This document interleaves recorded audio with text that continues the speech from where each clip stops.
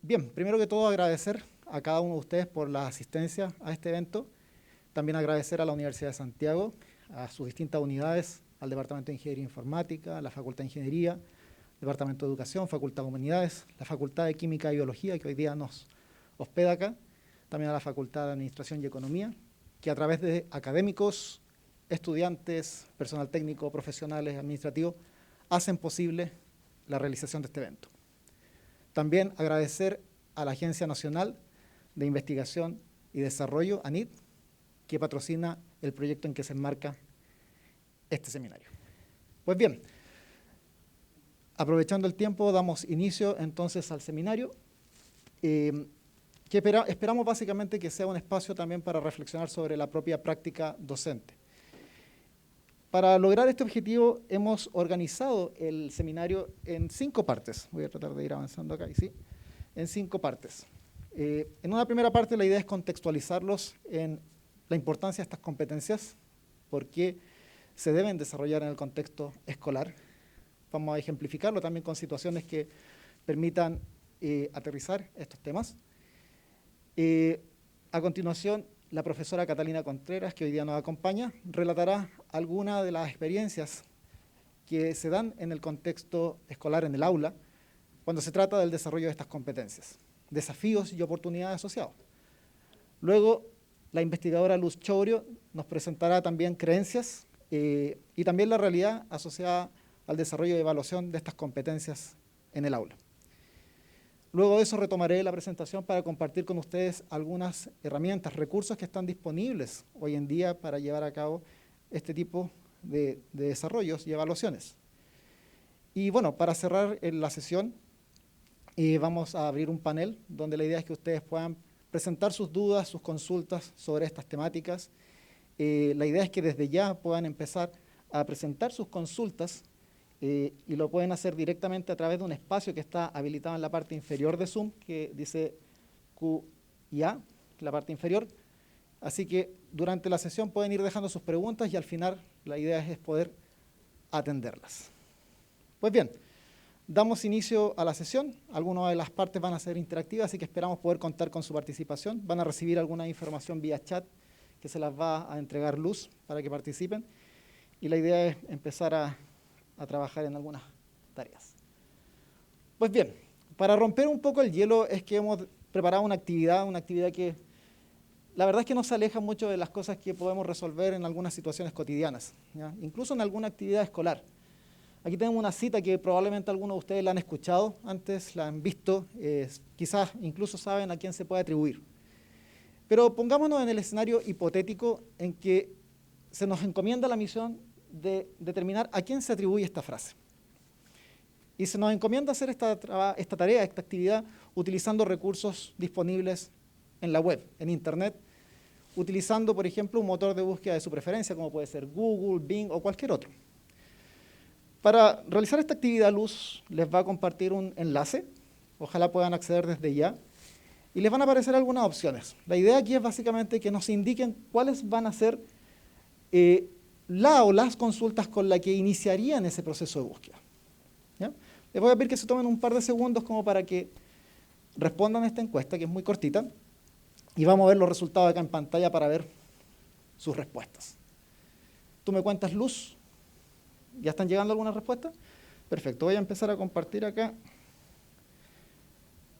Aquí ya estamos viendo algunas respuestas, tenemos ahí que están variando las consultas que algunos de ustedes harían. Aquí no se trata de si está bien la consulta, si está mal. ¿Ya? Aquí yo lo que quiero mostrar básicamente es que cada uno de ustedes adoptaría distintos enfoques para enfrentar este proceso de búsqueda. Y eso que está delimitada a un conjunto bien particular de consultas. Si ustedes tuvieran plena libertad, probablemente incluso harían otras. Hay cierta predilección ahí a lo mejor por la del centro. ¿Ok? Ahí siguen llegando respuestas. Bien.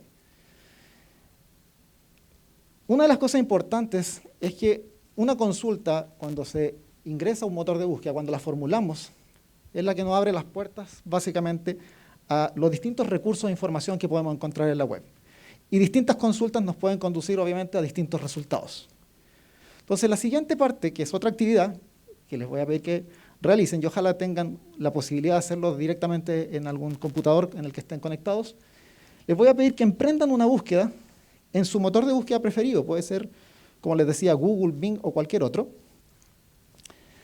Y en los próximos 2 minutos, ustedes van a decir, no es mucho tiempo, ¿ya? Pero la verdad es que nos aleja mucho de la realidad. A veces tenemos menos tiempo. Pongámonos en el contexto que este es un juego como ¿Quién quiere ser millonario?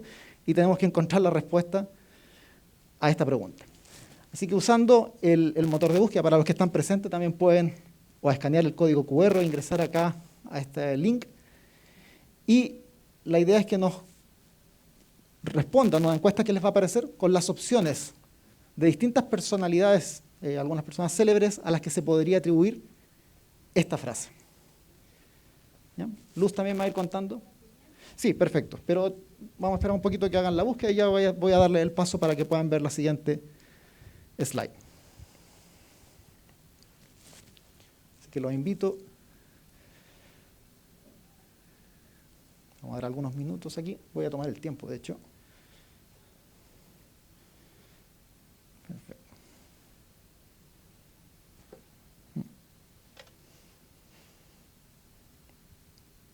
Tú me dices, Luz, cuando empiecen.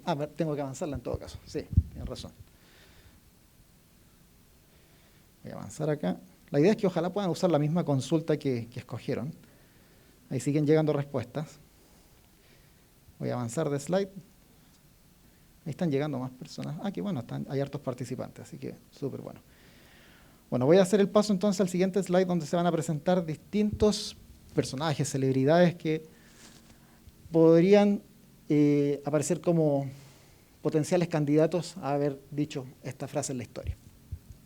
Nuevamente no se trata de tener la respuesta correcta. ¿Ya? Es un ejercicio solamente para desarrollar alguna idea. Por ahí aparece Aristóteles.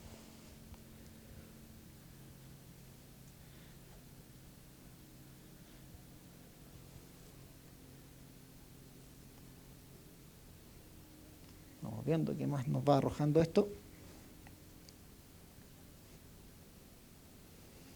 Winston Churchill, interesante.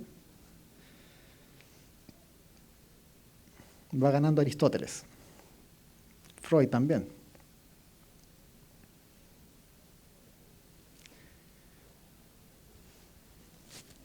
Muchas veces en las redes sociales se hacen circular estas citas que se le atribuyen a alguien. Interesantemente, muchas de esas son incluso hasta elaboradas, fabricadas, y tales personajes nunca dijeron tal cosa. Algunos también señalaron acá que no alcanzaron a buscar. Siguen ya dando respuestas. Esto también se puede presentar porcentualmente, ¿cierto, Luz? Ahí está. Bien, siguen llegando respuestas. Pero ya tenemos cierta inclinación. Hay mayoritariamente personas que lo atribuyen a Aristóteles. Nuevamente no se trata de la respuesta correcta, incorrecta. Es más, ni siquiera he llevado a cabo el proceso completo de investigación para poder determinar quién lo dijo. Y el tema es que hay distintas variantes de esta misma frase. Primera cosa.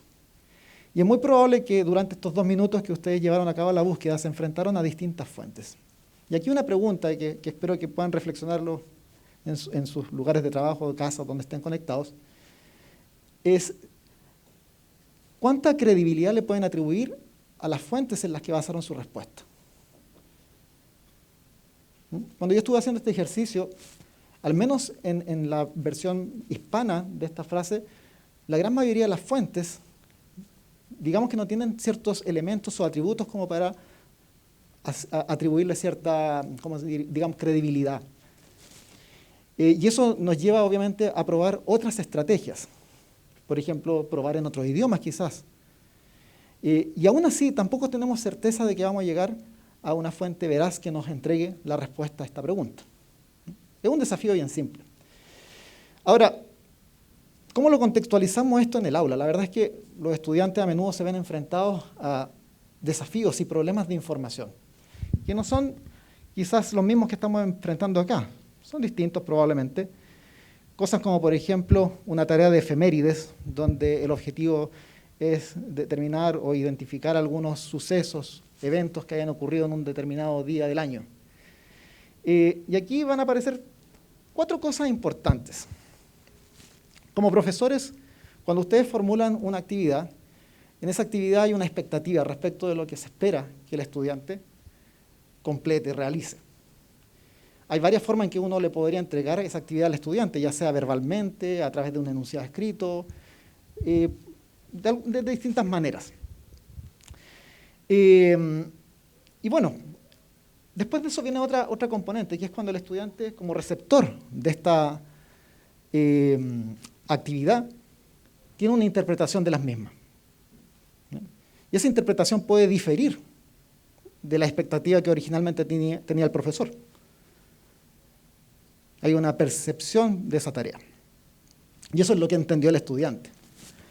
Si a eso sumamos cuando el estudiante llega a casa y quizás comparte esa actividad con algún adulto, algún apoderado, sus padres, y le dice, esto es lo que me encomendaron en el colegio, ya hay una transformación respecto de lo que él percibió y el cómo lo expresa dentro de todos los elementos que él tiene para expresar, su lenguaje, actitudes, personalidad, entre otras cosas.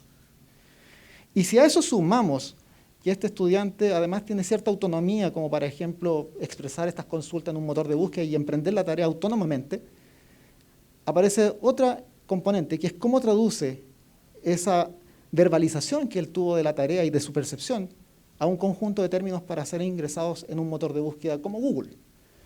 Lo que está ocurriendo acá es una situación un poco o bastante preocupante, que es una brecha que se produce. Y una brecha importante entre la tarea que era la expectativa que originalmente tenía el docente o la docente con respecto a lo que el estudiante finalmente interpretó que tenía que hacer. Ahora el tema es que ese apartado que aparece ahí como consulta es solamente la punta del iceberg de un proceso más complejo. Normalmente nosotros podemos ver la búsqueda de información como una actividad individualizada, atómica. El tema es que eso nos lleva a un concepto un poquito más complejo que tiene que ver con la alfabetización informacional y en particular la investigación en línea. Probablemente algunos de ustedes habían escuchado este término, otros no. De hecho, esta manzanita que tiene algunos términos ahí, lo sacamos directamente de las respuestas que ustedes pusieron al momento de registrarse en el evento. Y aparecen varios términos que efectivamente tienen que ver con el tema del alfabetismo informacional. La American Library Association lo asocia básicamente al saber encontrar, evaluar y usar información de manera efectiva para resolver un problema en particular o tomar una decisión. Ahora, las competencias de investigación en línea las podemos considerar como una especialización de esto en el contexto de los recursos disponibles en Internet, ¿ya? Hay varias definiciones, no es la única, pero la gran mayoría coinciden en al menos estos 4 elementos: buscar, evaluar, también localizar, que vamos a ver después, y el uso de la información. Entonces esto nos lleva a esto. Ya la búsqueda de información no es solamente buscar, no es solamente ingresar esa consulta en el motor de búsqueda, sino que buscar conlleva distintas actividades, distintas etapas. Y en cada etapa aparecen distintos elementos complejos de abordar, que requieren un proceso formativo y un proceso evaluativo por parte de docentes. Desde cómo formular la consulta, cómo identificar fuentes, encontrar ideas claves dentro de esas fuentes, juzgar la calidad, la credibilidad, la reputación de una fuente, hasta finalmente hacer sentido de esa información, incorporarla en las ideas propias, integrarlas, comunicarlas y finalmente resolver el problema que gatilló todo esto.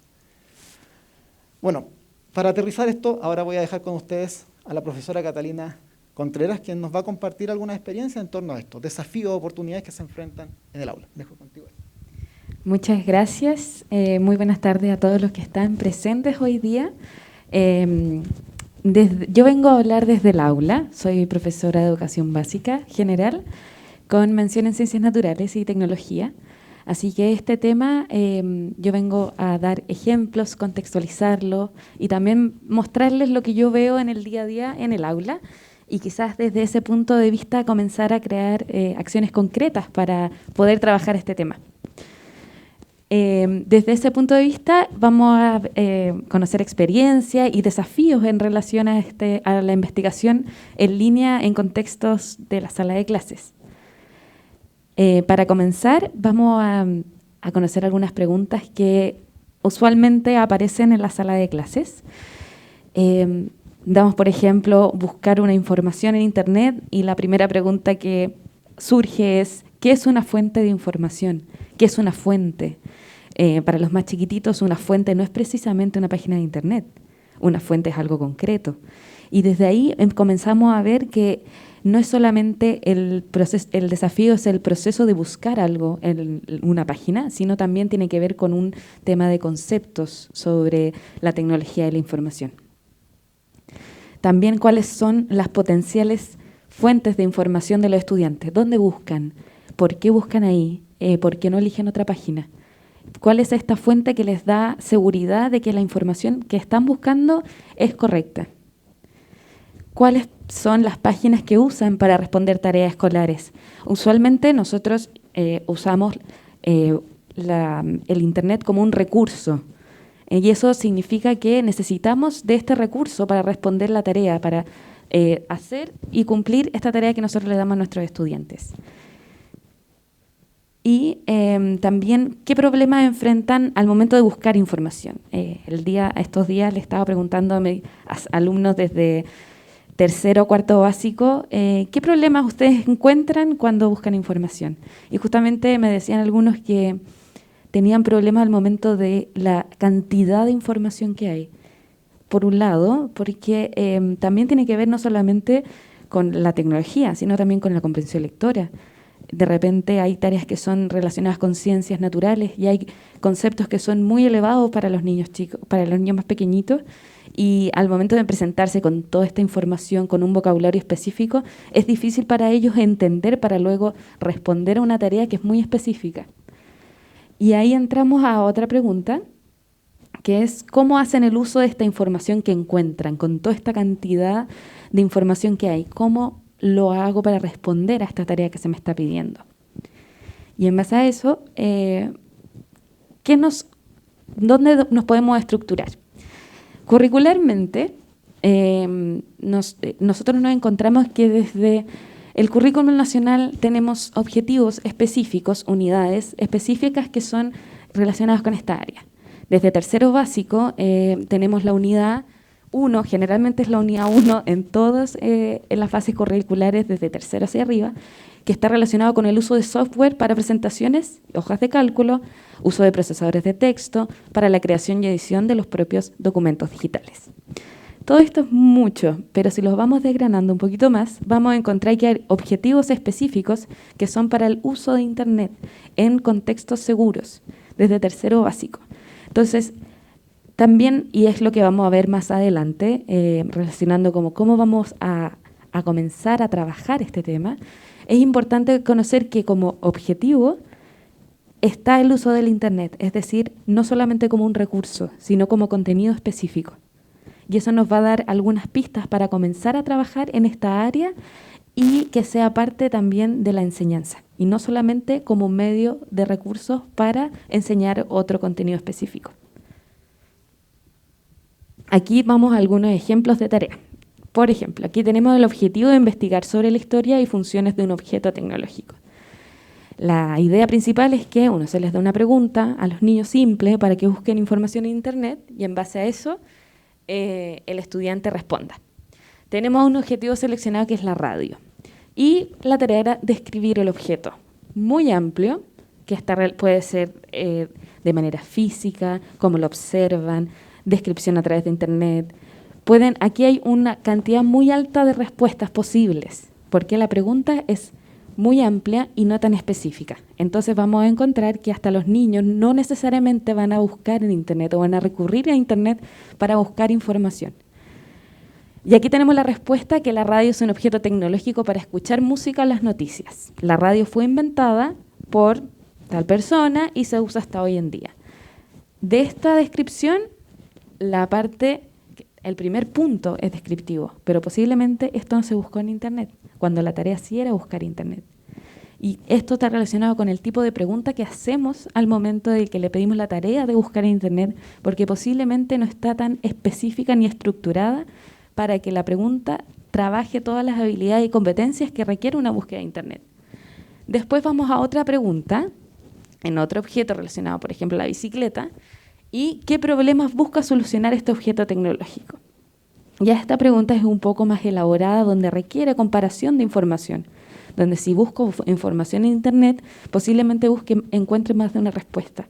Entonces aquí también vemos otro problema que también está relacionado con cómo estructuramos la pregunta para poder dar respuesta en base a la búsqueda de información en Internet. ¿Dónde comenzamos a buscar? También es otro tema. ¿Por qué? Porque los niños, como ya les decía anteriormente, generalmente encuentran mucha información.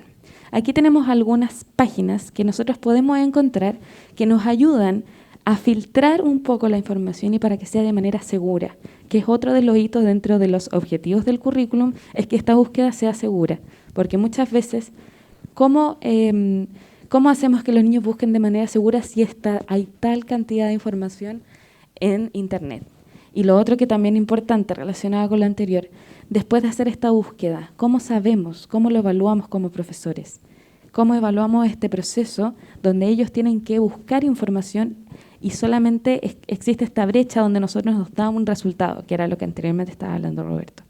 Tenemos toda esta brecha donde nosotros damos la pregunta, como la diapositiva anterior, y tenemos una idea, una tarea, y tenemos de resultado otra. Entonces, ¿cómo sabemos y dónde nosotros podemos ajustar para que este tipo de respuestas nos surjan? Por ahí tenemos que comenzar a pensar en nuestro tipo de preguntas que le hacemos a los estudiantes.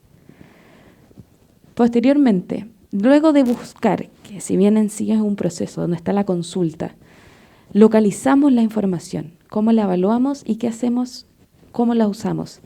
En primera instancia, muchos estudiantes también dicen, ok, la encontré, está la información, la primera página que encontré, no existe quizá un contraste de información, buscarla en otra página, porque también dentro del Internet nosotros nos surgen ciertos comportamientos y actitudes que están relacionados con la inmediatez. Entre más rápido, mejor. Entre más rápido encuentre la información, es cierta, porque si está en Internet, está bien. Pero ¿qué también está? ¿Qué hacen? ¿Cómo evalúan que esa información está correcta? Que es otro de los problemas que los niños también dicen o me han dicho, que no saben muy bien cómo referirse cuando encuentran una información y saber que es algo correcto. También otro punto es esto que dice acá, que si lo copié directamente de Internet es porque está correcto.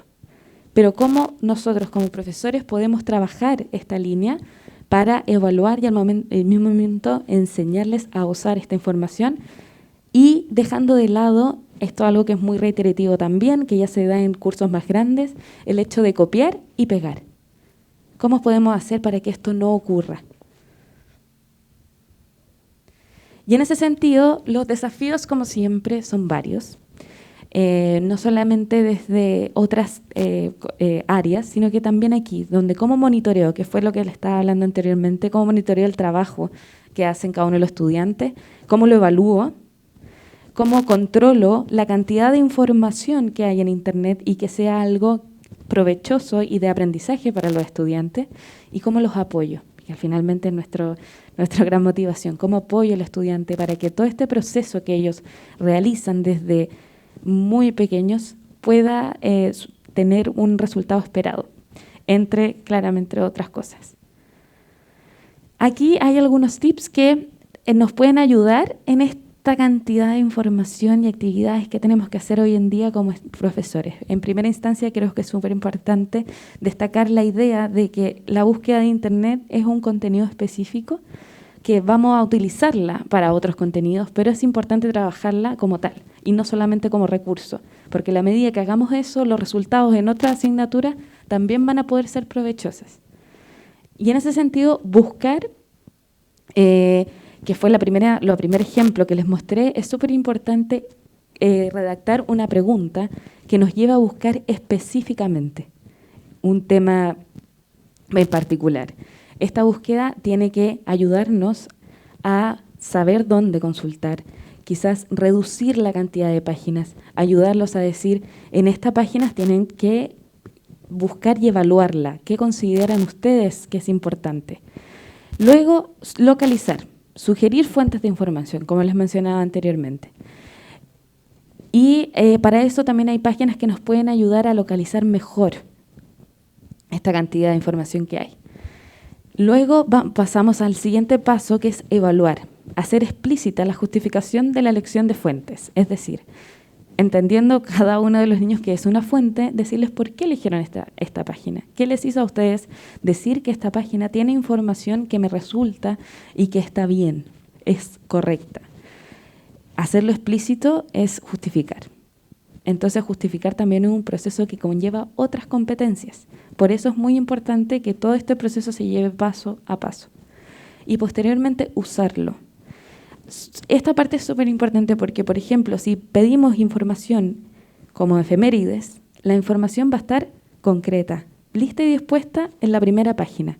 Pero si solicitamos hacer un análisis, un parafraseo, un resumen de un proceso en no más de 5 líneas, vamos a encontrar que hay competencias que vienen detrás que nos van a ayudar a contrarrestar información en cada uno de los estudiantes. Y posteriormente también la reflexión. Y para eso les voy a dejar con Luz, que nos va a hablar sobre las creencias, sobre la investigación en línea en los problemas que derivan de estas. Buenas tardes. Ya anteriormente estuvimos viendo un poco el panorama de las problemáticas que se pueden presentar cuando estamos en el aula, sobre todo cuando estamos trabajando con niños y adolescentes.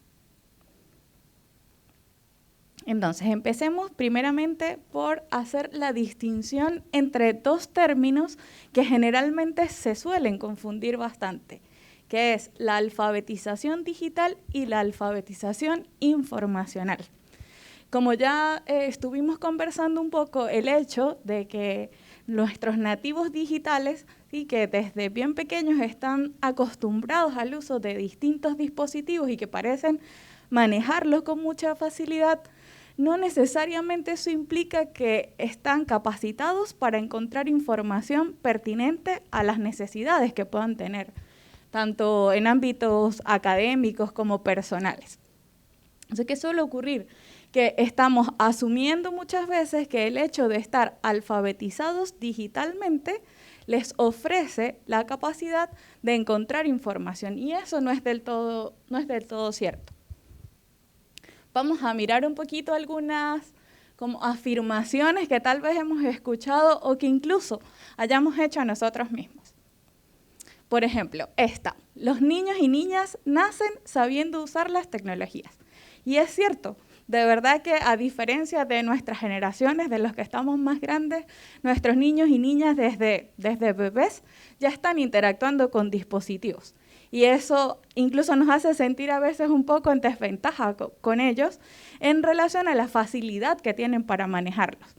Pero también, por lo que estamos viendo, por lo que ocurre en el aula de clase, como nos comenta la profe Catalina, el saber ubicar un motor de búsqueda y tipear una consulta no garantiza que estamos resolviendo esas necesidades de información.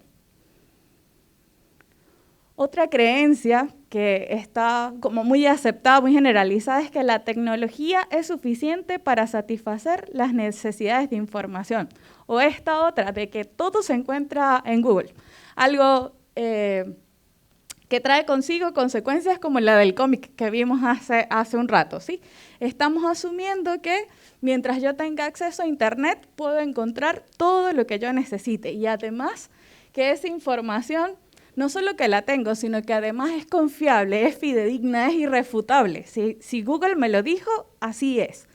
Y esa es una de las creencias que está muy presente, sobre todo en las nuevas generaciones, sin considerar que actualmente nosotros somos en este momento tanto consumidores de toda la información que está en la web, que además no está filtrada, no hay ningún ente que regule todo lo que nosotros también podemos producir.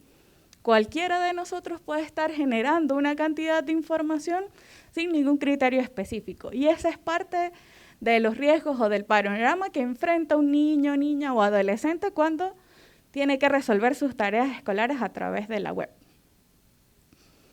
Este otro punto, nosotros nos tenemos que adaptar a la tecnología.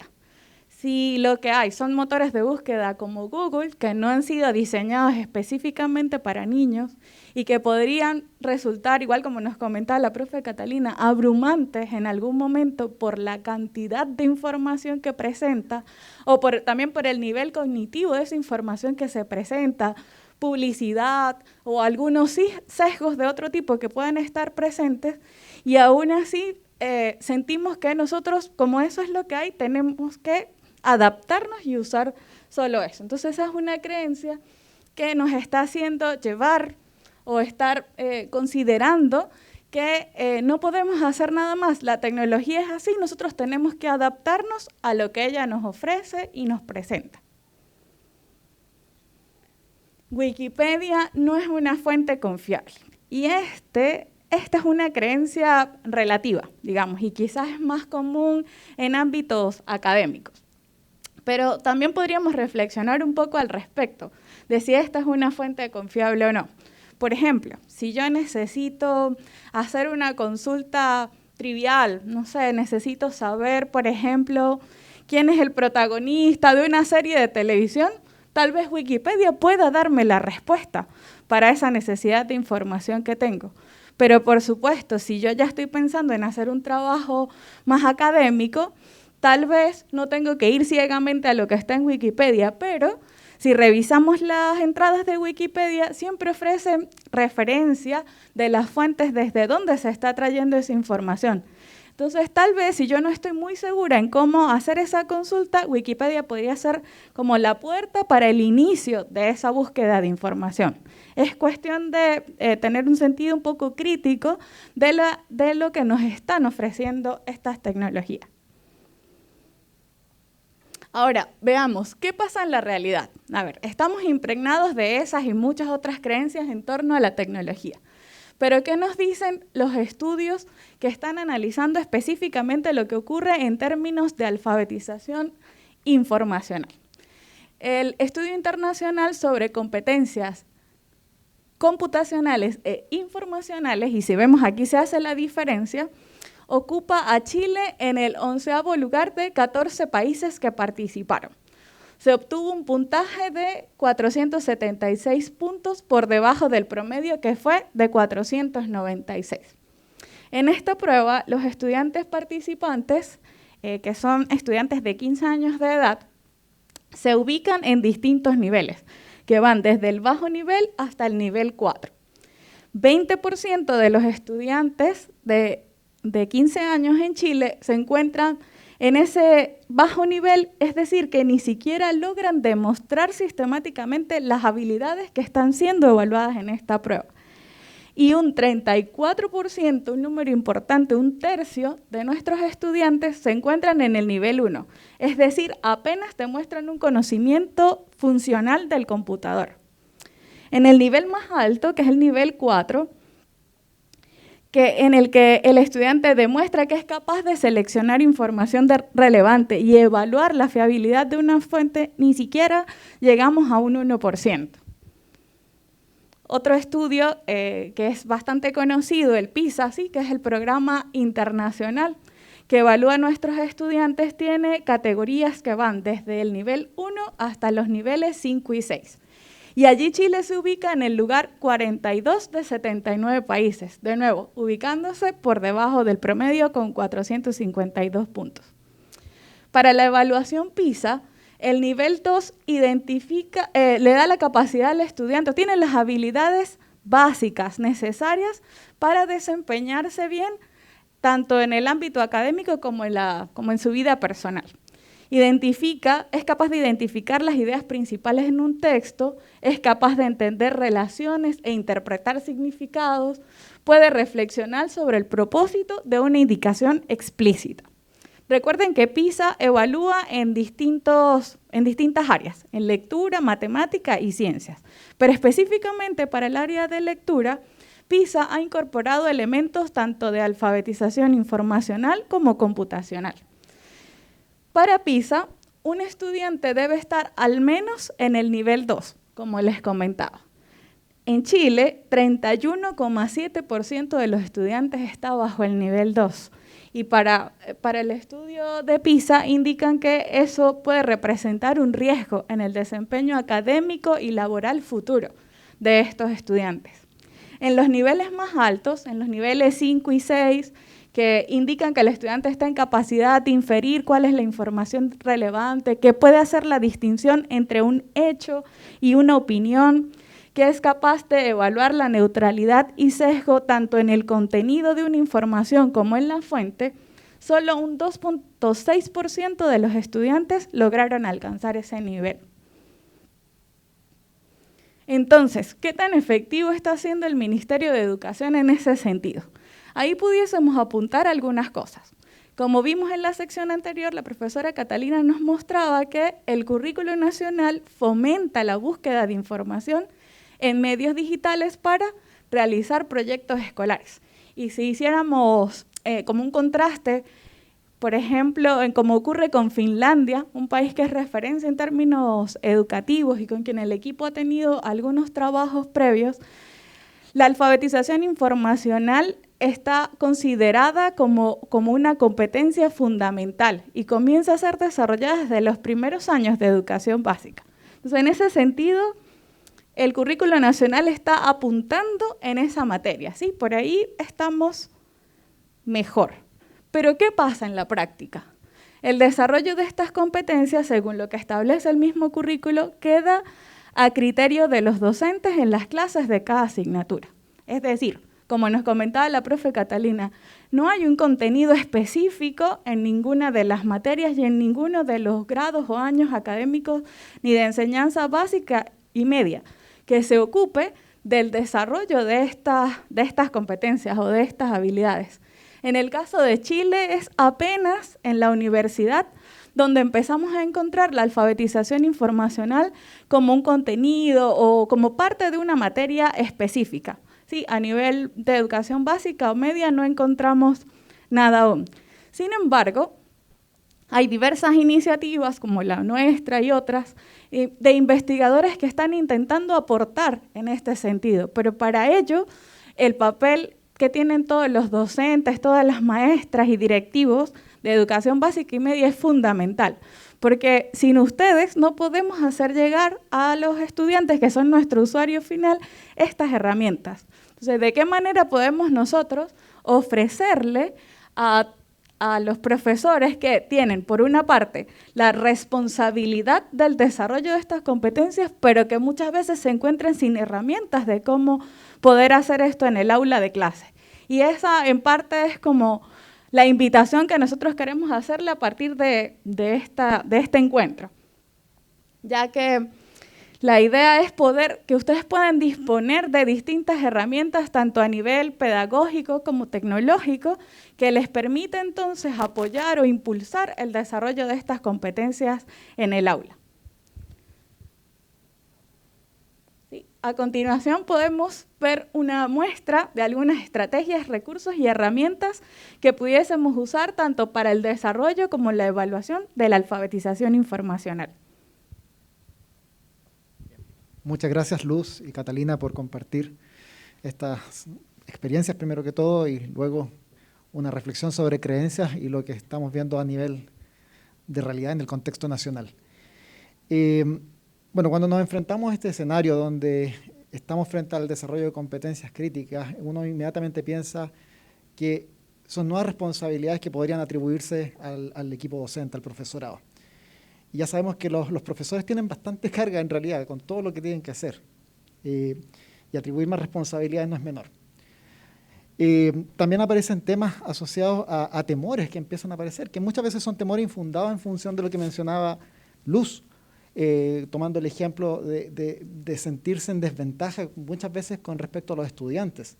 De decir, los estudiantes ya tienen mucho avance en el manejo de las tecnologías, son muy rápidos en la asimilación de estas y en la incorporación de estas en su práctica. Pero no así en términos de lo que es el alfabetismo informacional. Y es ahí donde los profesores también tienen una oportunidad para diferenciarse, para orientar al estudiante, más allá de las diferencias que hayan en esta brecha del manejo de las tecnologías de la información y la comunicación.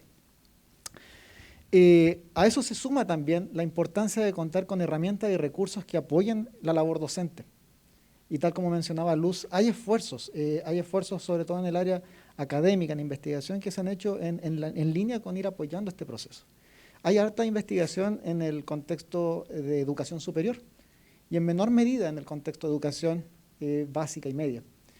y principalmente porque hay dificultades para hacer investigación también en esos contextos.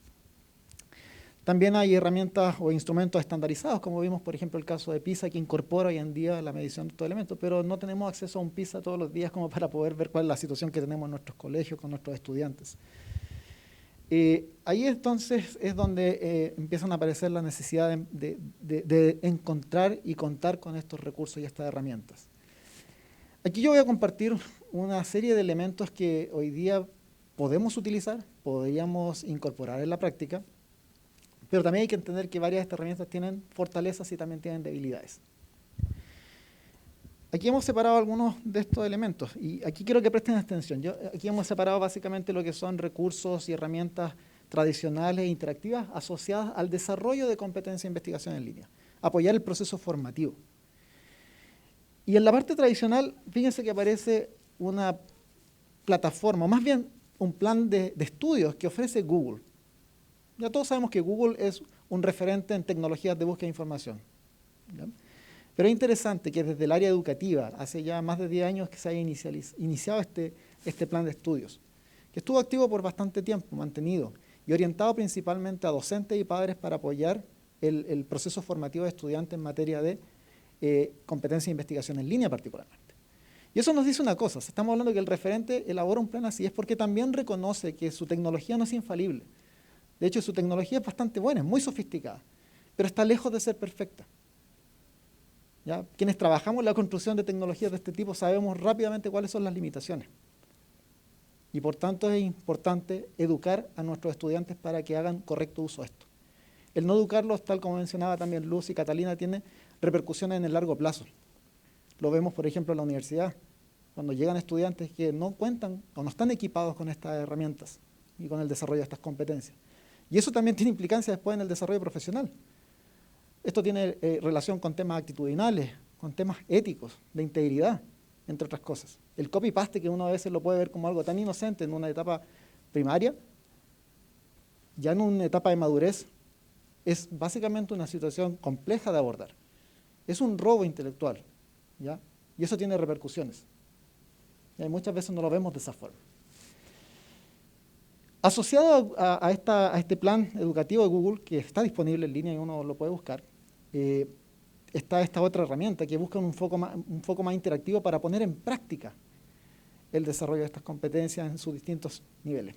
A Google A Day fue una plataforma, y digo fue porque ya no está disponible, que apuntaba a un juego de pregunta y respuesta donde el estudiante o una persona en general podía enfrentar desafíos diarios usando Google. Y desafíos en ciencia, en deporte, en área, en distintas temáticas. Y obviamente tenía toda esta componente de enganche, de ofrecer recompensas, premios, niveles de experticia, logros a la persona que utilizaba esta tecnología. Desafortunadamente estas tecnologías hoy día ya no están en operación. Y no quiere decir que ya Google haya subsanado todos los problemas, persisten. ¿Ya? Probablemente esto tiene que ver con temas de financiamiento, a lo mejor las iniciativas ya no tienen el mismo respaldo. Y si bien todo lo que tiene que ver con Google Lessons Plans todavía está disponible en línea, es un material que está en inglés, ¿ya? Y que adecuado a nuestra realidad, claro, uno podría decir traduzcamos el material, y eso requiere un esfuerzo. Una vez que podemos traducir ese material al español, ¿cómo lo incorporamos en el aula? O sea, tengo páginas y páginas de cómo enseñarle al estudiante, pero si no cuento con las herramientas, los recursos para hacerlo, es el profesor el que tiene que empezar a ingeniárselas para empezar a combinar elementos. Catalina nos mostraba herramientas como Kiddle y otras más, Bunnies, que ofrecen, por ejemplo, entornos seguros. Pero aún así, estas distintas herramientas carecen de otros elementos, como por ejemplo, saber qué es lo que está ocurriendo en el proceso, como decía. A veces nos concentramos mucho en el producto final, lo que nos entregó el estudiante, y nos perdemos de vista qué es lo que pasó en el proceso. ¿Realmente el estudiante aprendió a formular consultas? ¿Cuáles son los nudos críticos que enfrentó durante el proceso de búsqueda? ¿Cuáles son las interacciones que tienen las páginas? ¿Cuánto tiempo permanecen las páginas? Y esa información que son de comportamientos va revelando aspectos del estudiante con respecto a cómo enfrenta el problema de información.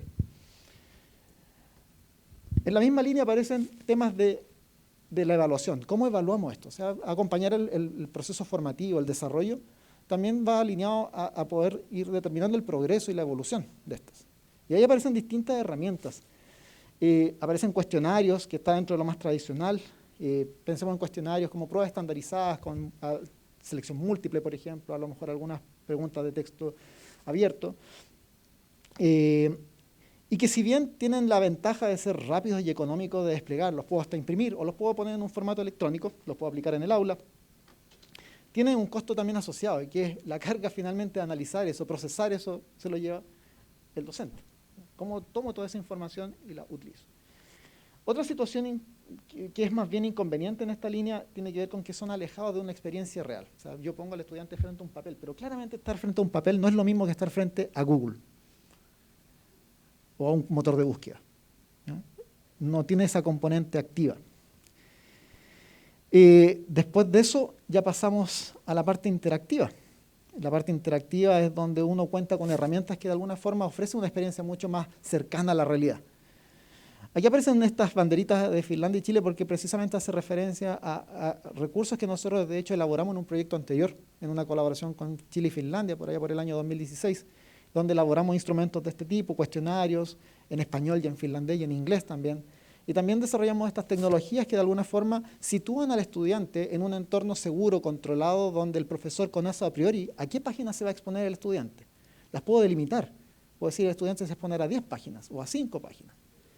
Puedo saber qué consulta hizo el estudiante, cuánto tiempo permaneció, cuánto le costó hacer la primera consulta. Ese nivel de detalle ofrecen estas herramientas. Son más cercanas a la realidad, pero el problema de esta herramienta, al igual que muchas otras que están disponibles, es que nacen en un contexto de investigación y básicamente apoyan la labor de investigación y no están concebidas desde sus orígenes para apoyar al docente. Esas herramientas, muchas de estas están disponibles, o sea, las puedo descargar en internet, pero allí depende ya que el profesor diga, chuta, ¿cómo lo instalo? Cuento con los elementos técnicos para poder desplegar esto, y eso es una carga que muchos probablemente no quieren asumir, porque es complejo. Y después aparecen otras variantes de herramientas para poder evaluar estas competencias, que son las basadas en juegos, porque las dos anteriores tienen un inconveniente, y es cómo lograr cautivar la atención del estudiante, cómo motivarlo a participar de esto. Convengamos que a lo mejor buscar información no es la actividad más entretenida a la que quiera verse sometido un estudiante, ¿ya? Pero cuando uno lo sitúa en un contexto más lúdico, en este caso, por ejemplo, juegos, probablemente logremos cautivar o captar la atención del estudiante, a la vez que podemos ir enseñándole. Aparecen estas estrategias basadas en juegos serios, que son juegos, si bien como tal, para ofrecer entretenimiento, pero persiguen un fin más bien asociado al aprendizaje. Tienen la gracia que son atractivos, logran enganchar al estudiante, obviamente requieren todo un tema técnico, tecnológico asociado. Y es precisamente ahí donde se sitúa un proyecto en el que estamos situados hoy día. De hecho, el seminario está situado en este proyecto que se llama Tutelaje, que va orientado al desarrollo de herramientas, un marco de trabajo, marco metodológico orientado para que los profesores puedan contar con estos resultados, estas herramientas, y se sientan, en otras palabras, empoderados. Eso es un poco lo que busca este proyecto, ofrecerles las herramientas para que los puedan incorporar en la práctica. Obviamente, esto está en el marco de un proyecto de investigación, igual nace en el proyecto de investigación. Y para que estas herramientas lleguen a las manos de los mismos docentes y de los estudiantes, se requiere un proceso responsable para evaluarlo, para probarlo, para validarlo. Y es ahí es muy importante contar con la colaboración de los establecimientos escolares, ¿ya? ¿Qué es lo que ofrece Tutelaje? Como para darles una idea y anticipo.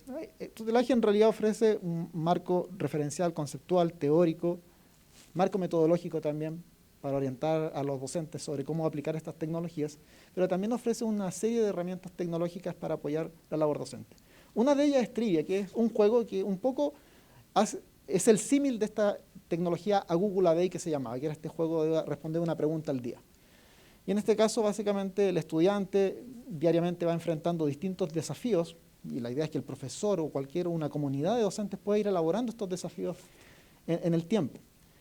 Estos desafíos se responden dentro de un rango de tiempo y se usa una tecnología de búsqueda segura, en un entorno cerrado. O sea, el estudiante no va a la web, a la selva, en otras palabras. Va en un contexto seguro donde tenemos pleno control de las páginas a las que se va a exponer nuestro estudiante. Va a estar controlado que a lo mejor no tenga anuncios publicitarios, que no lo lleve a lugares que pueden ser complejos o riesgosos para el estudiante en sí. Esa es una de las herramientas, y un juego. Hay otra herramienta que también se llama Adventure, que un poco sigue la misma línea de la anterior, pero más que ser pregunta y respuesta, este busca plantear un escenario, una historia, por ejemplo, una búsqueda del tesoro, resolver un misterio, un caso, escapar de una sala.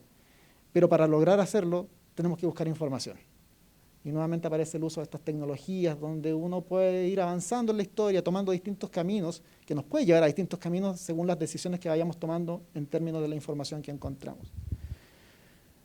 También ofrece herramientas de monitoreo, que es otra cosa importante. Si yo estoy frente a 20, 30 estudiantes o más estudiantes en una sala, en un laboratorio, ¿cómo puedo llevar un seguimiento de lo que está pasando en cada puesto de trabajo? ¿Cómo sé si un estudiante o todos los estudiantes están entrampados en la formulación de una consulta, que no pueden avanzar, porque a lo mejor no entendieron el problema?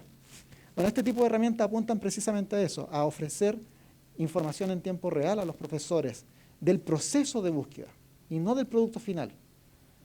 Saber, por ejemplo, qué es lo que está viviendo el estudiante y en ese momento a lo mejor atender a ese caso particular o parar la clase y decir, niños, al menos veo que puede haber una situación acá, veamos nuevamente la situación, el problema, e ir avanzando. Y por último, también ofrece un ambiente de entrenamiento.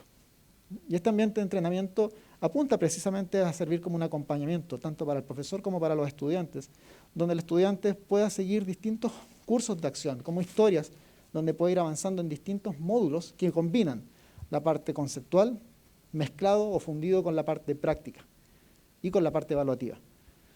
Esa es una de las gracias de esta herramienta que se llama Trainer, que en el fondo se apoya en los otros juegos que les mencionaba recién, que son trivia y aventura.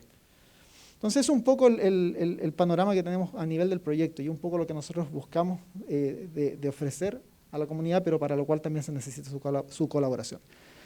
Nosotros vamos a compartir posteriormente, obviamente, al seminario todo este material, incluyendo esos recursos que están disponibles en línea para que los tengan a su disposición. Hay cosas que por lo pronto se tienen que resolver y probablemente se puedan incorporar de manera directa en el aula hoy en día. Pero también la invitación a que nos apoyen precisamente con este tipo de proyectos para poder sacar adelante estos proyectos. Algunos quizás en algún momento recibieron esta invitación que estuvo circulando el año pasado, para invitarlo a participar a este estudio. Es un estudio que sigue abierto y esperamos mantenerlo abierto el resto del año. Y además, la modalidad en que se puede llevar a cabo la participación en este estudio puede ser en línea, ¿ya? Que tiene la ventaja en cierta forma que no requiere de la infraestructura del colegio, del establecimiento escolar. También requiere poca participación de los docentes y directivos, básicamente que nos apoyan en la difusión. Eso es principalmente la modalidad en línea. Y la modalidad presencial tiene la ventaja de que nos permite obtener mayor información de un establecimiento escolar y ofrecerle un diagnóstico mucho más certero al colegio respecto a la situación en la que están situados. Se realiza en el aula y obviamente ahí ya sí requiere una coordinación y por lo tanto nuestra capacidad en esa línea es limitada y eso se discute caso a caso para poder ver en qué medida lo podemos llevar a cabo. Eso es como para ir cerrando esta parte expositiva. Obviamente todas estas cosas que hemos hecho está desarrollado por un equipo que involucra docentes, pedagogos, ingenieros, desarrolladores, investigadores en educación, en análisis de datos.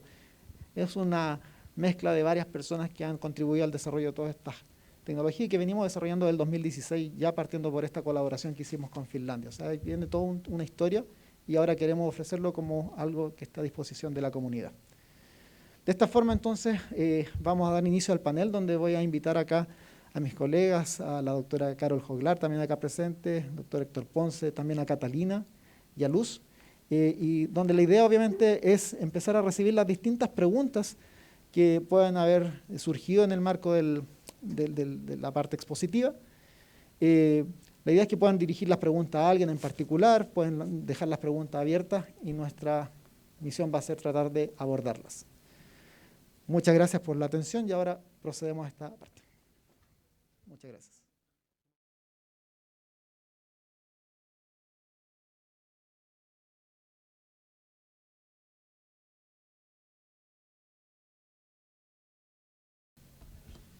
Bien, tenemos un moderador que nos va a ir indicando las preguntas. Tenemos 2 micrófonos, así que estamos más o menos bien. Ok, adelante Roberto. Ya, Roberto nos va a ir dando algunas preguntas y ojalá que los demás puedan también ir relatando sus propias preguntas a través del espacio de preguntas y respuestas. También acá en la audiencia, no sé si tienen preguntas acá. Siéntanse en confianza, les vamos a pasar el micrófono ahí para que no. Bien. Antes que todo, muchas gracias por la presentación. Muy interesante. Quiero agregar que soy profesor de Educación General Básica, así que me siento muy alineado con lo que dicen, muy comprometido también, entonces en eso se agradece mucho. Hay por acá algunas preguntas que les vamos a presentar y partimos con la primera. A ver, esta tiene que ver con las herramientas que se presentaron más bien al final de la presentación y dice qué tipo de actividades se pueden realizar en esta y qué costo tienen. Luz.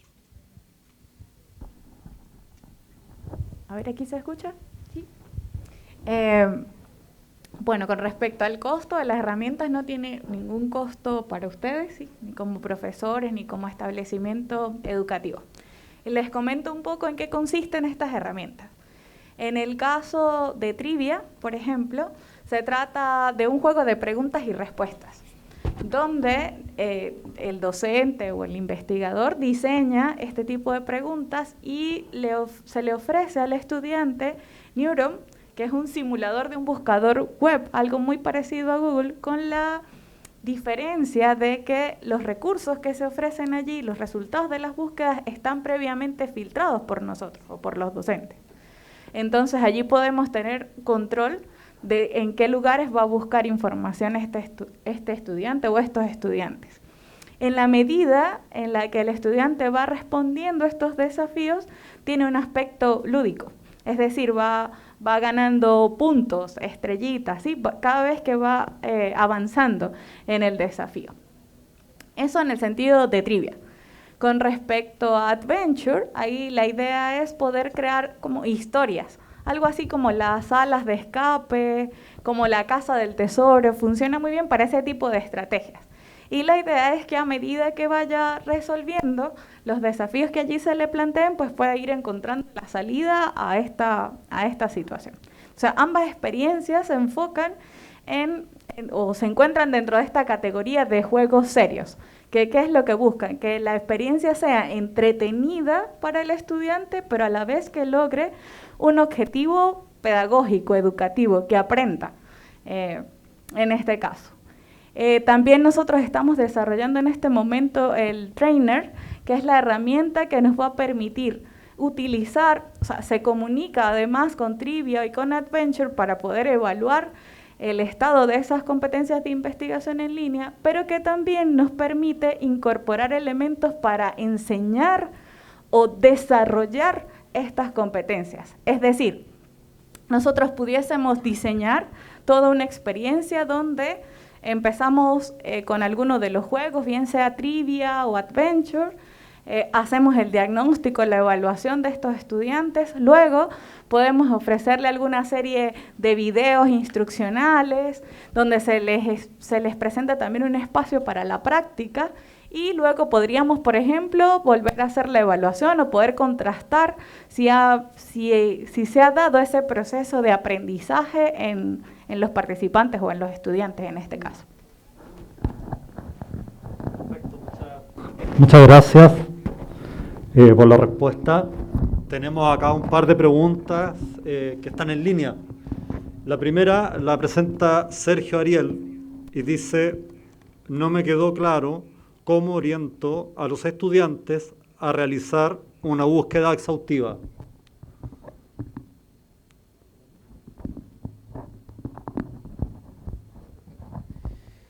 Bueno, el concepto... ¿Se escucha ahí o no? ¿Sí? Ya. El concepto exhaustivo es algo bien interesante y bien desafiante, y sobre todo cuando hablamos de la web. Exhaustivo quiere decir el todo, y eso involucra algo que es inalcanzable incluso con la tecnología de búsqueda actual. Dependiendo del contexto donde nosotros estemos orientando al estudiante a que haga la actividad, es importante delimitar los espacios, las fuentes, de manera que incluso si pidiésemos ese tipo de tarea exhaustiva tiene que estar en un marco muy acotado, dependiendo del tiempo que le vamos a dar al estudiante, por ejemplo, para que enfrente el desafío, un día, 2 días o a lo mejor dentro de la misma clase. Y en ese sentido es muy importante acotar. Si yo tengo 10 documentos, 5 documentos y dependiendo del nivel educativo, el rango etario y el nivel de madurez del estudiante, quizás pueda abordar ese tipo de documento con las estrategias apropiadas.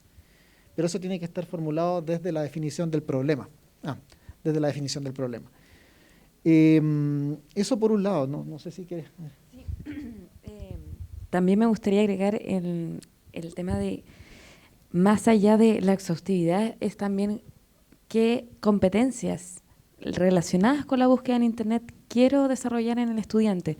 Porque si quiero desarrollar no solamente la búsqueda ¿en qué consiste? La búsqueda consiste en revisar páginas, en evaluar las páginas, en localizar las páginas, en usar las páginas. Creo que es importante, igual como se hace clase a clase, etapa por etapa, habilidad por habilidad, es importante concentrarse, puede ser desde los inicios, ¿dónde está la consulta? ¿Qué entiendo yo por consulta? ¿Qué es una fuente de información? Partir quizás por esa parte un poco más concreta. Posteriormente, decir, ok, voy a buscar información sobre un tema en específico, pero al final que el trabajo sea de la parte de la competencia de buscar información, no tan así de lo que estoy buscando como recurso. Creo que a partir de ahí se podrían hacer como esta parte de acotar páginas para identificar qué tipos de páginas estoy utilizando. Son páginas de tipo carácter Blogspot, Wikipedia, noticias. Estoy leyendo imágenes, estoy leyendo texto, ¿sobre qué tipo? Y también muy importante definir en qué edad voy a trabajar esto, que no es menor, considero yo, porque si voy a hacer un trabajo para tercero básico es muy distinto para hacer un trabajo en octavo.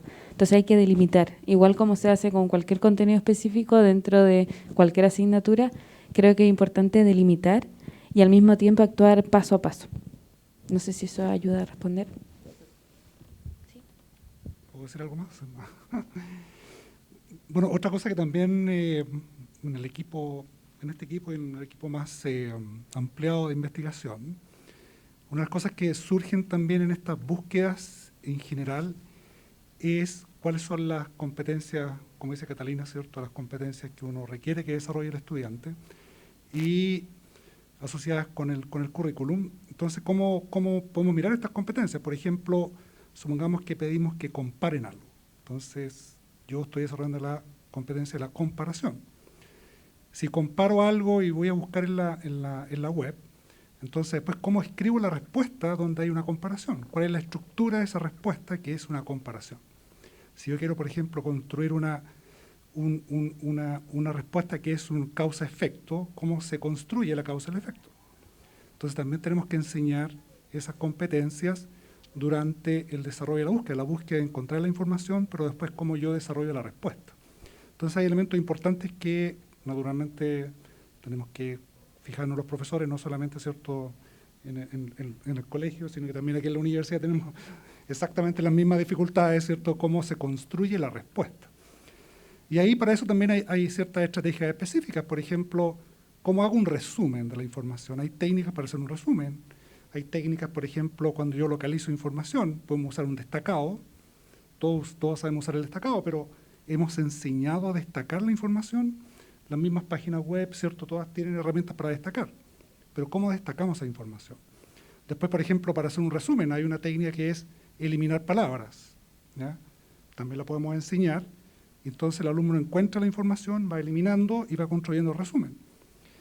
Y así, ¿cierto?, vamos después desarrollando competencias un poco más complejas, por ejemplo, cuando decimos analizamos críticamente. ¿Qué significa analizar críticamente la información que encontramos? Tenemos que enseñar esa competencia. Por eso es que todas estas cosas están relacionadas, naturalmente no esperamos que se desarrollen en tercero o cuarto, sino que en todo el ciclo, ¿cierto?, escolar. ¿Ya? Quería agregar que lo estábamos conversando con mis estudiantes. Por ejemplo, cuando en primero o segundo básico nosotros enseñamos a usar el diccionario. Uno primero enseña lo que es un diccionario, cómo está hecho el diccionario, en qué consiste un diccionario. Posteriormente uno enseña cómo está ordenado el diccionario, cómo se usa. Luego de que los niños aprenden que está ordenado alfabéticamente, buscan la palabra. Después de buscar la palabra, describen en qué consiste esa palabra, pero posiblemente el texto de lo que significa esa palabra no es coherente con el texto que se están buscando, es decir, tiene posiblemente doble significado. Entonces ahí hay otro proceso donde también tienen que evaluar la información y eso se hace paso a paso. Lo que planteamos aquí es que la búsqueda de información, más allá de buscar y encontrar el significado de algo, sea el proceso que conlleva a buscar ese significado.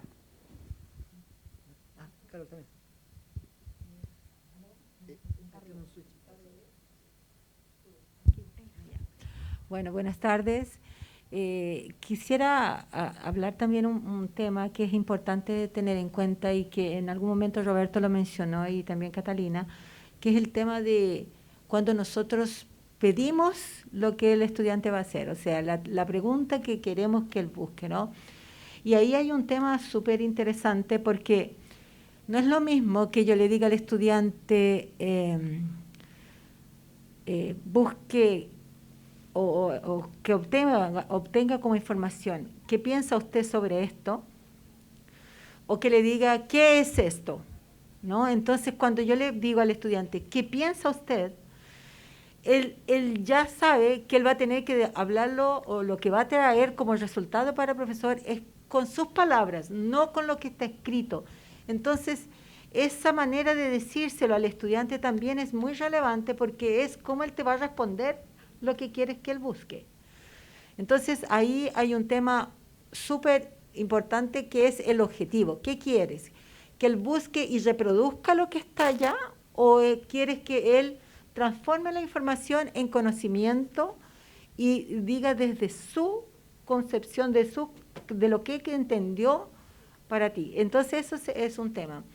Otro tema también bastante importante al momento que estoy organizando la actividad con el estudiante, es hablarle al estudiante acerca del contexto en el cual tiene que hacer la búsqueda, delimitarse a un determinado contexto, pedirle al estudiante buscar qué es lo que es un virus, por ejemplo, hoy, puede encontrar de todo, entonces hay que delimitar cuáles son los elementos.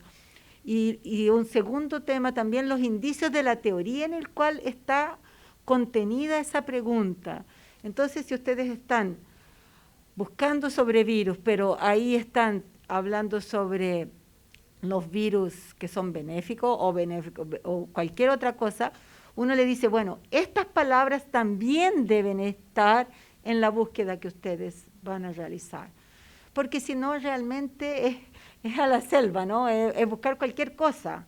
Entonces necesitamos tener cuál es el objetivo que queremos, si queremos que ellos construyan y nos digan lo que ellos entendieron, o si ellos tienen que repetir lo que está, primero.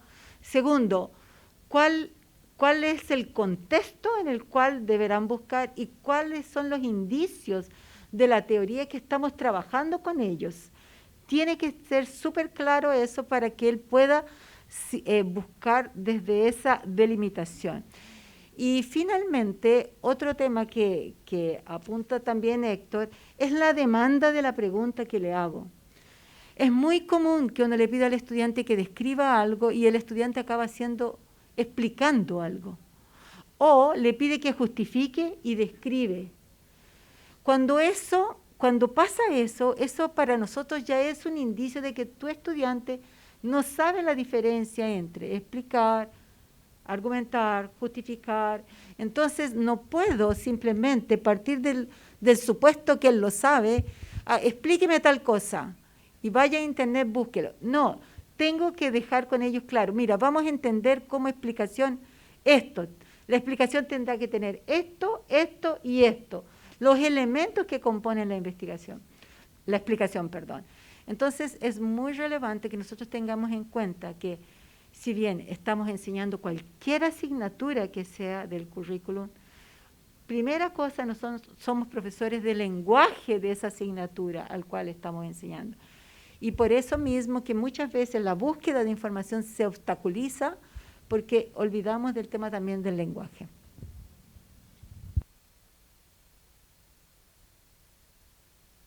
Bien, muchas gracias por la respuesta de los panelistas. Tenemos a otra pregunta en internet. Alexis Vergara pregunta en relación a las herramientas que mostró Roberto al final de la presentación. ¿Cómo implementar estas herramientas si en las escuelas públicas hoy día los docentes de 25, 60 y más años? Es una pregunta importante y involucra dos cosas. El tema del tipo de establecimiento, hablando de colegio público en este caso, que también supone también todas las brechas de acceso, brechas económicas asociadas. Y por otro lado está el tema etario y quizás con respecto al desarrollo de las competencias digitales que pueda tener el profesorado en este tema etario. Afortunadamente las tecnologías que hemos estado desarrollando están pensadas de una manera bastante simplificada. Tiene dos elementos, o sea, está lo que va a ver el estudiante por un lado y por otro lado está lo que debería enfrentar el docente para el diseño de sus propias herramientas. Ahora, nosotros estamos actualmente en una etapa de evaluación de estas tecnologías. Todavía no tenemos la certeza de cómo lo van a asimilar los profesores en el aula para poder incorporarla dentro de su práctica. Y es en esa parte precisamente donde necesitamos esa colaboración a la que llamábamos anteriormente, de poder contar con usuarios voluntarios que quieran probar estas herramientas y darnos retroalimentación para mejorarlas. Nosotros no venimos con una propuesta de decir esta es la solución. Necesitamos de su retroalimentación para poder incorporar mejoras, madurarlas. Así que en realidad no es una respuesta así como va a resolver el problema de la noche a la mañana. Es un proceso y en eso estamos ahora, actualmente. Perfecto, muchas gracias.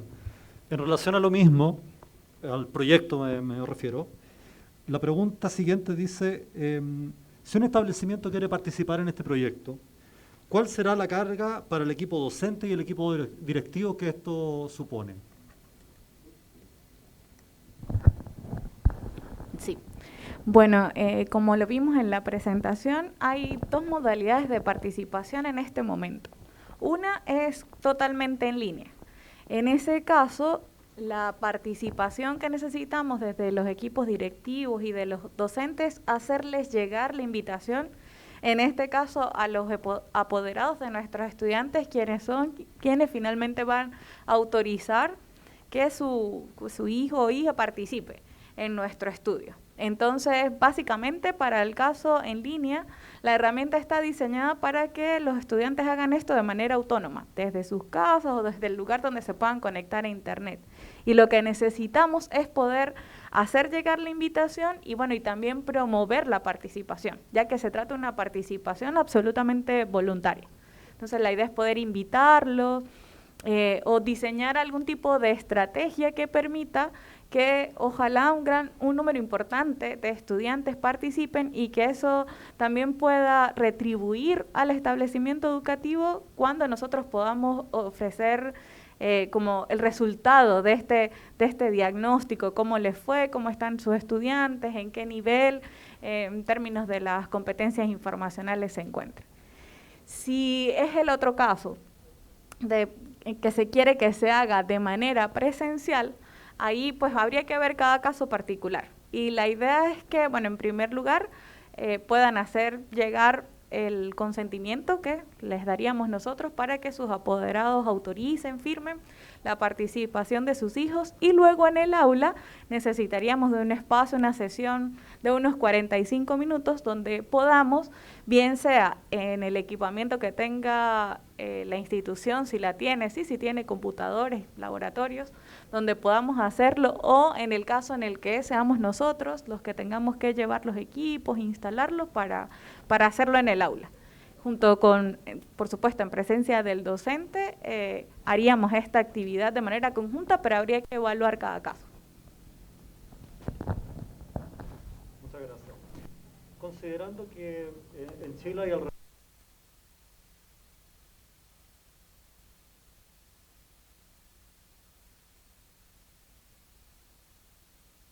de estos establecimientos que este proyecto. Voy a mencionar algo y quizás Luz lo va a complementar, pero en estas dos modalidades nuevamente, el estudio está abierto para estudiantes y establecimientos a lo largo de Chile, no hay una distinción en ese sentido. Eso es lo que beneficia en esta medida la plataforma en línea que hemos propuesto. Así que en esa parte no hay restricción. Ahora, con respecto a la parte más bien presencial, eso está delimitado principalmente a la región metropolitana, ¿ya? Por un tema de costo, de acceso y una serie de dificultades que involucra trasladar, por ejemplo, todo el equipamiento y al equipo para poder llevar a cabo el estudio. Pero online, la verdad es que no supone ningún problema. Así que, de hecho, tenemos algunos participantes de Chaitén y de esas partes, así que ya es bien interesante que haya participación a lo largo de Chile. Así que eso. Muy bien, muy bien. Tenemos otras preguntas por acá que vamos a pasar a plantearlas a los panelistas. Dice por acá que queda claro, ¿no es cierto?, que se pretende difundir algunos recursos y algunas herramientas para evaluar, ¿no es cierto?, el desarrollo de competencias. Específicamente con lo que se presentó del proyecto, ¿qué es lo que se busca evaluar concretamente y cómo pretenden hacerlo?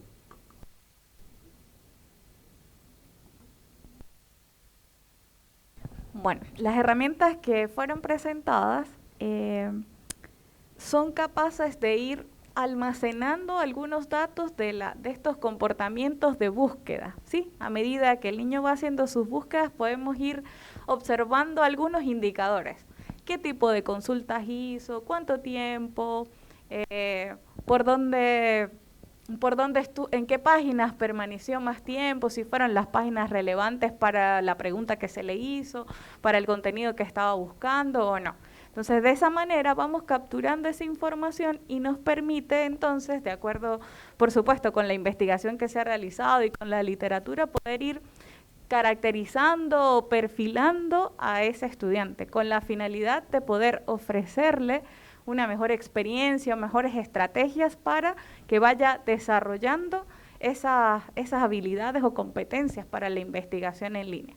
Entonces, la herramienta, en la medida en la que el niño va jugando, va respondiendo desafíos o va consiguiendo algunos logros dentro de esta experiencia lúdica, nos va otorgando información que nos permite a nosotros discriminar cuál es el nivel de sus competencias de búsqueda de información en línea. Esa es la manera en la que nosotros lo estamos haciendo en este momento. Sí, solamente complementar a eso, dentro de las cosas concretas que podemos evaluar es si, por ejemplo, el estudiante usa algún tipo de operador en la consulta. Los operadores están disponibles en las tecnologías de búsqueda y propician ciertas cosas que hacen más precisa la búsqueda. Otros elementos, si el estudiante solamente realiza sus búsquedas en contenidos textuales, en contenidos basados en videos, si utiliza incluso hasta mapas para poder resolver alguna pregunta. Hay que entender que las fuentes de información son muy variadas, están en múltiples formatos y el estudiante hoy día puede hacer frente a todos esos tipos de recursos. Y bueno, estas tecnologías también ofrecen ese nivel de realismo, de tratar de ser el símil más cercano a lo que es Google. Lo otro, por ejemplo, si los estudiantes hacen clic en el primer resultado, aquí algo que se sabe y eso ocurre en pequeños y adultos, es algo bastante común, pero eso también va dando cuenta de la influencia y los sesgos que empiezan a introducir a estas tecnologías de búsqueda desde temprana edad. Así que eso en general, hay más cosas que se pueden extraer de la herramienta, hay algunos análisis que son más bien cuantitativos, que se sacan desde indicadores, como decía Luz, pero hay otros que son más bien cualitativos, desde poder analizar la morfología de la consulta, la riqueza lingüística y entre otras cosas. Así que eso es básicamente. Gracias. Aún teniendo la herramienta, ¿cómo lograr motivar a los estudiantes a utilizar estrategias de búsqueda apropiadas según el tipo de problema? Sí. El tema de la motivación es importante porque de alguna manera dicta la búsqueda que hacen. Y siguiendo con la misma línea, creo que es importante considerar los temas, la temática que los estudiantes hoy en día les motiva para seguir trabajando y haciendo trabajar estas competencias. No partir por algo, quizás un contenido específico que estamos viendo en historia, o quizás ver algo relacionado con ese tema que hoy en día a los alumnos y alumnas les gustaría saber sobre eso.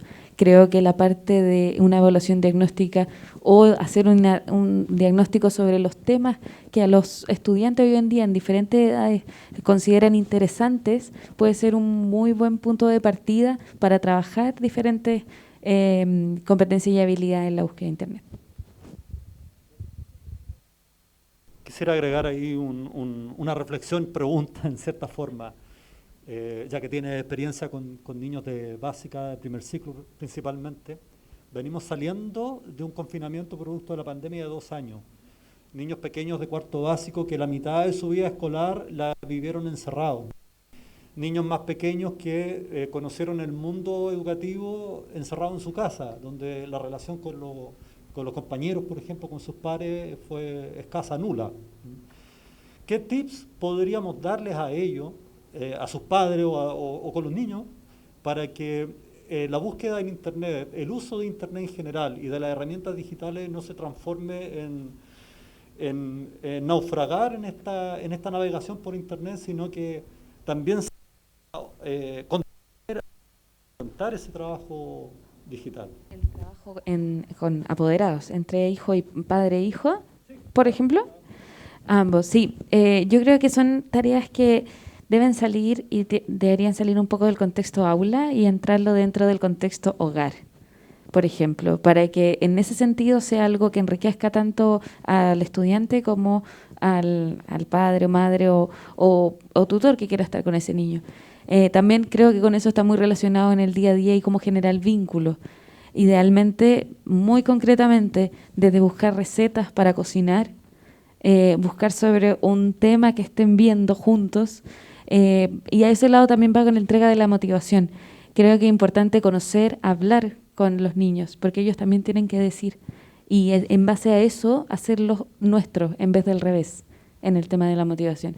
No nosotros hacerles ver algo, sino que en temas desde vínculo, que ellos nos cuenten y nos digan cuáles son sus intereses para a partir de ahí generar vínculo a través de la búsqueda de competencia. Bien, y atento a eso porque muchas veces se le entrega el teléfono celular como una niñera, como un cuidador y se pierden los objetivos. No, y quería complementar algo, volviendo incluso al aula, entendiendo que la pandemia afectó ya y todavía afecta las relaciones interpersonales. La búsqueda de información típicamente es vista como una actividad individualizada que la hace uno en soledad, pero en realidad en muchos de los escenarios donde se desarrolla la búsqueda de información tiene una componente social y colaborativa. Y en ese sentido también es posible diseñar actividades de búsqueda de información que conforme equipos de trabajo. Y ahí hay muchas estrategias, desde diseñar actividades que son divisibles, por ejemplo, el estudiante 1 va a hacer la parte A y el estudiante 2 va a hacer la parte B y luego tendrán que integrar y llegar a un resultado, hasta incluso hacer tareas que no son divisibles y que requiere que los estudiantes de alguna forma lleguen incluso a debatir para llegar a la respuesta. Así que en realidad eso también es algo súper potente a trabajar y donde se pueden generar lazos. Así que eso. Siguiendo con la idea, ¿cómo podemos reconocer que un estudiante no ha utilizado estrategias efectivas?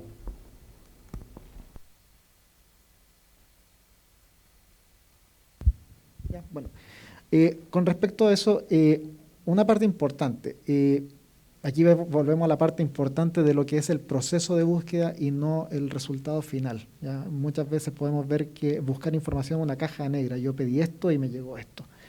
Para poder identificar si el estudiante aplicó determinada estrategia y esas estrategias podrían ser buenas o malas, necesito conocer el proceso. Necesito visualizarlo. Y actualmente uno podría hacer estrategias incluso en papel, donde el estudiante pudiera relatar, como contar un diario de lo que hizo, para poder llegar a esos hallazgos. Eso es una forma de hacerla y sin tanta tecnología, es como indicar el proceso a seguir. Aquí estamos hablando de competencia de investigación en línea, pero no nos olvidemos que también están los recursos físicos, ¿ya? Y ojalá desde temprana edad empezar a trabajar fuertemente la parte del recurso físico, el libro, saber buscar en un libro.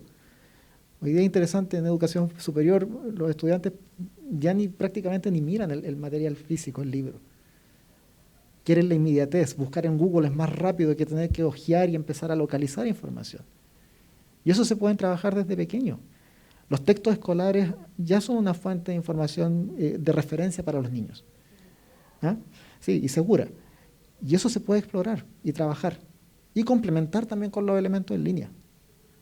Por lo tanto, para determinar si las estrategias son buenas o malas, necesito indagar en el proceso. Una forma, como les decía, es que el estudiante trate de relatar, narrar lo que hizo, en retrospectiva. Incluso decirle, mira, mientras estás haciendo la tarea, anda escribiendo lo que fuiste haciendo. Y eso nos va dando información. Y bueno, ya con el tema tecnológico aparecen este tipo de herramientas que de forma automática van obteniendo información del proceso. llegar a una buena respuesta no es sinónimo de que use una buena estrategia, ¿no? Ustedes lo vieron en esta actividad que hicimos al principio, habían varias formas de hacer una consulta y llegaron a resultados diferentes. Así que es bien interesante esa parte. Carol. Roberto, aquí una cosa interesante también es tener la familia, los apoderados de nuestro lado, ¿no? Entonces, tal vez hacer actividades que formen también a la familia y que ellos puedan desde la casa estar monitoreando de cierta manera ese proceso y sean esas personas que junto con el profesor apoyen al desarrollo de estas competencias. Es algo súper importante que no podemos olvidarnos. Y a veces sí es cansador, pero a veces perder, entre comillas, este tiempo nos hace ganar mucho más adelante, porque sí vamos a tener papás, y dependiendo, ustedes saben, los niveles a veces socioculturales, principalmente desde las familias, que sí necesitan esta formación desde la escuela para los papás. Entonces hay que tomar esto en cuenta también, y me parece que podemos tener un gran apoyo desde la familia, no digo tal vez todos, pero una buena cantidad de papás, padres, apoderados, que pueden aportar muy, muy fuertemente en esto. Muchas gracias. Rosemary Yáñez desde Zoom nos pregunta, ¿el uso de la bitácora digital para el trabajo en equipo se puede vincular a estas herramientas digitales? Preguntamos de nuevo. ¿El uso de bitácora digital para trabajo en equipo se puede vincular a estas herramientas de búsqueda?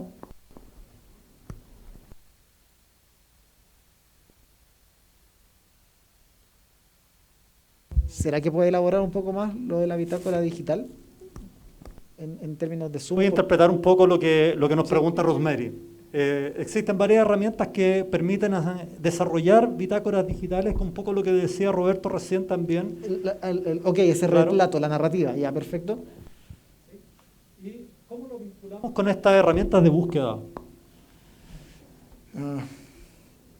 Tal vez se refiere a cómo podemos hacer una actividad que se vincule con la búsqueda en Internet a través de esta herramienta y que se plasme, ¿no es cierto?, en la bitácora individual. Bueno, uno podría volver obviamente al contexto de la educación remota, y donde quizás es donde más se estila el uso de herramientas como Zoom, y en combinación con las herramientas de búsqueda. Y efectivamente la integración de este tipo de herramientas, que honestamente la desconozco cuál es el nivel de datos o lo que recolecta, efectivamente se podría utilizar incluso hasta relatos por voz. O sea, a veces no necesariamente tengo que narrar las cosas, sino que las puedo ir verbalizando, describiendo de manera hablada, e ir dejando un registro acústico de lo que he hecho, de cada decisión, de cada paso que tomé. Me imagino que esta bitácora digital es como una suerte de registro histórico de todo lo que va haciendo, y no sé si lo capturará automático. Y si fuese así, y eso puede llegar a manos del profesor, interesante. Ahora, igual me cuestiono cuáles son los alcances éticos de ese tipo de herramientas. No sé cuál es el nivel de invasividad, cuál es el dato que captura, si va con el consentimiento del estudiante, etcétera. Porque hay que tomar en cuenta que la búsqueda de información en un contexto ya más cotidiano es un proceso personal, es privado. Y, por ejemplo, si eso involucra instalar componentes, a lo mejor en el browser, en Firefox, Chrome, etcétera, que va a llevar un registro de mi historia, eso es complicado, eso es delicado, y eso es algo que se debe evaluar caso a caso. Hay que tener en cuenta que en varios domicilios un computador es usado por más de una persona, y eso de alguna forma va a empezar a recolectar información de varios elementos y de varios individuos, y eso es complejo. Así que no sé si de alguna forma responde la pregunta. Les pido la disculpa porque no conozco la herramienta como tal, y eso me deja tarea para la casa para ver cuáles son estas bitácoras digitales. Nosotros usamos Zoom acá en la universidad, pero de verdad no la había utilizado. Haciendo una reinterpretación de la pregunta. Está interesante en realidad, porque uno se imagina una bitácora, ¿cierto?, donde va registrando probablemente, si hay que buscar información, va registrando las búsquedas y distintas personas buscan. Uno podría pensar en realidad, ¿cierto?, que se registre la fuente, y después se podría pensar en que en conjunto evalúen la fuente, ¿cierto?, si la fuente es confiable o no. Entonces hay algunas cosas colaborativamente que se podrían hacer, porque si hay dos personas que encuentran información y a lo mejor son contradictorias, se podría generar ahí una discusión en el grupo respecto a la confiabilidad de la información. Eso podríamos ayudar con las herramientas, ¿cierto?, que se desarrollan en el proyecto bajo esa perspectiva. Lo otro también que uno piensa, en realidad, ¿cierto?, bueno, ¿qué hago cuando encuentro toda esta información? La coloco en la bitácora de distintas fuentes como referencia, por ejemplo, y es típica la pregunta que a veces se hacen los estudiantes: encontré esta fuente, ¿cómo referencio la fuente? Y ahí hay técnicas específicas bibliográficas que uno podría utilizar. Y lo otro es, como planteaba anteriormente, ¿cierto?, bueno, encontré mucha información. ¿Qué es lo importante de esta información? ¿Cómo reconozco lo importante, lo no importante? Entonces hay varias competencias que podrían los profesores desarrollar a partir de, me imagino, ¿cierto?, este registro que va ocurriendo en la bitácora. Imaginándome, desconozco también en detalle la bitácora, pero podría ser. Rosemary nos confirma que la respuesta va por ahí, porque la idea es que intervengan en conjunto los estudiantes, ¿sí? Siguiendo con el proyecto, para que participen en el estudio, ¿qué ganan ellos con participar?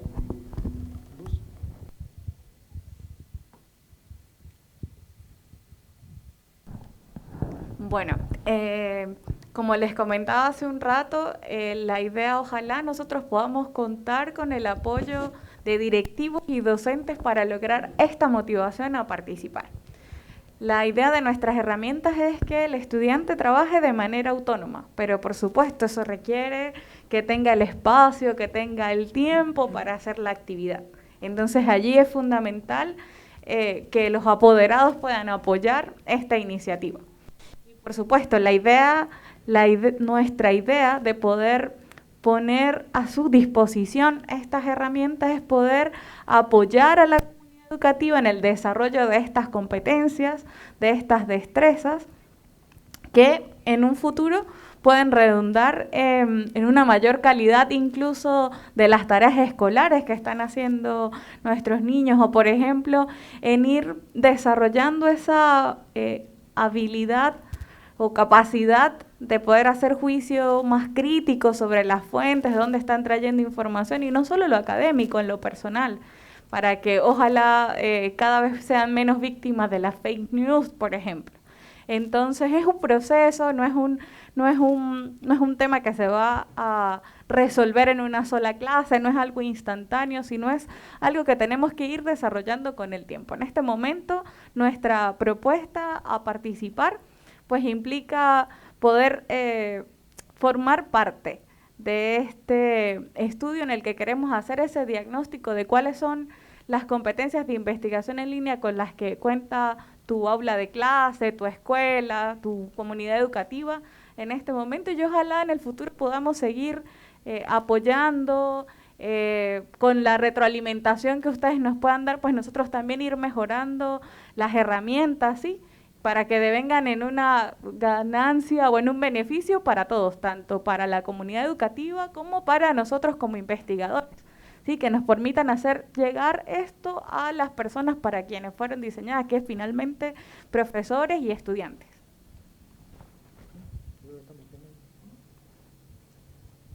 Muchas gracias.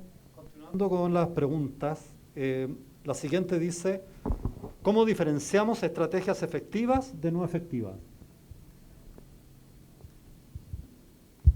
Bueno, el concepto de efectividad es bien interesante en línea que mezcla dos aspectos. Lo eficaz es saber si llegó, por ejemplo, al resultado. Pero también tiene que ver con la parte del uso adecuado de los recursos que tengo a disposición. Eso involucra la tecnología como tal, los objetos de información a los que pueda hacer frente y cómo lo incorporo en mi práctica. Y ahí viene de la mano el tema de la estrategia y nuevamente volvemos al proceso. Efectivamente yo puedo llegar a un buen resultado, pero ese resultado a lo mejor me tomó un camino muy intrincado para llegar a él, y es meramente porque no conocía las herramientas y los recursos para poder llegar a ese resultado. A veces el conocer un simple operador, de hecho en el tema de las comillas que apareció por ejemplo en el tema de la frase, es un operador que muchos no lo usan, ¿ya?